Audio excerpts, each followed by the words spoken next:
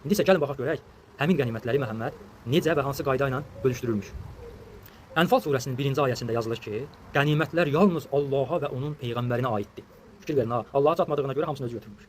Və bu sözün özü İxlas surəsində yazılan sözlə ziddiyyət təşkil edir. Çünki İxlas surəsində yazılıb ki, Allah möhtacsızdır. Yəni Allahın heç nəyə möhtacı yoxdur. Düzdürmü? Necə oldu? Həmin Allah gəldi, döyüşlərdən əldə olunmuş qənimətlərə möhtac oldu və beləliklə Məhəmməd bütün qənimətlərin hamısına sahiblənirmiş. Və bu hal insanlar arasında narazılıq yaratmağa başladı. Və Məhəmməd insanların narazılığını sakitləşdirmək üçün bu dəfə həmin surənin, yəni Ənfal surəsinin 41-ci ayəsində yazdı ki, sən demə qənimətlərin 5də biri Allaha və onun peyğəmbərinə məxsus imiş.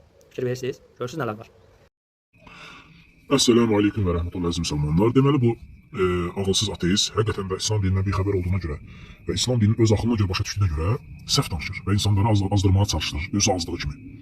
Deməli əziz müsəlmanlar, deməli bu ayəni gətirir ki, Allah Taala Ənfal surəsi 1-ci ayədə buyurur ki, səndən qənimətlər haqqında soruşurlar, deyə qənimətlər Allaha və Rəsuluna aiddir.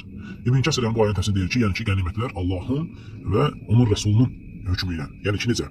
Məsəl üçün Allah Taala Quranda buyurur ki, o 5də bir hissəsi də niyə nazil olur? Yəni səbəbi var da. Yəni insanlar orada bilmirlər necə bölsünlər orada olan sahabelər. Və Allah Taala ayə indirir ki, bilin ki, əldə etdiyiniz qənimətlərin hər hansı qənimətin, yəni 5də biri Allaha, Rəsula, onun yaxınlarına, yetimlərə, kasıblara, miskinlərə, yolda qalanlara.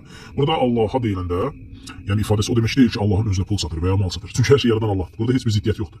Allah hər şeydən ehtiyatsızdır. Burada ifadə qənimətin Allahın hökmünə uyğun idarə olunması bildirir. Yəni Allaha aid deyiləndə. Yəni Allah Taala bölür qənimətləri. Çünki İbn Kəsir bu ayənin təfsirində deyir ki, elə ki bu ayə Bədir döyüşündə qənimətlərin bölüşdürülməsi barəsində, yəni sahabələrin arasında yaranmış fikir ayrılığı ilə əlaqədar nazil olmuşdur. Onlar qənimətin kimə aid olması barəsində ixtilaf etdilər və Allah bölüşdürülmə məsələsini öz hökmünə və Rəsulunun qərarına bağladı. Yəni Allaha aiddir demək, Allahın qəniməti özünə götürməsi demək deyil. Qənimətin hökmünü və bölüşdürülməsini Allah müəyyən edir. Peyğəmbər də Allahın əmri ilə onu bölüşdürür. Sallallahu aleyhi və səlləm. Deməli əziz müsəlmanlar, həmin ayəni İbn Kəsir izah elədi ki, qənimət döyüş yolu ilə əldə edilən, yəni hərbi qənimətdir və onun 5də bir ayəsi sadalanan qənimətlər üçün, yəni istiqamətlər üçün ayrılır.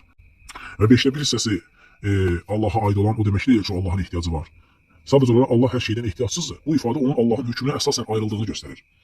Və Rəsula düşən hissə nə idi? Peyğəmbərimiz sallallahu aleyhi və səlləm sağlığında həmin payın içərisində idi. Yəni ki, Allahın qoyduğu hökmünə əsasən onu bölüşdürürdü, yəni hökm məsələsini. Ona hökm məsələsi aid idi ki, Allah bizə bölüşdürürdü yəni. İbn Kəsirin nəql etdiyi rivayətdə, yəni Bədərdə Peyğəmbərimiz sallallahu əleyhi və səlləm qənimətləri müsəlmanlar arasında bölüşdürürdü. Deməli ayənin mənası Allah və peyğəmbəri qəniməti özləri götürdülər deyil. Mənası budur ki, qənimət üzərində şəxsi istəyinə görə hökm vermək olmaz. Onun hökmünü Allah qoyur və Allahın izni ilə onun Rəsulu həyata keçirir.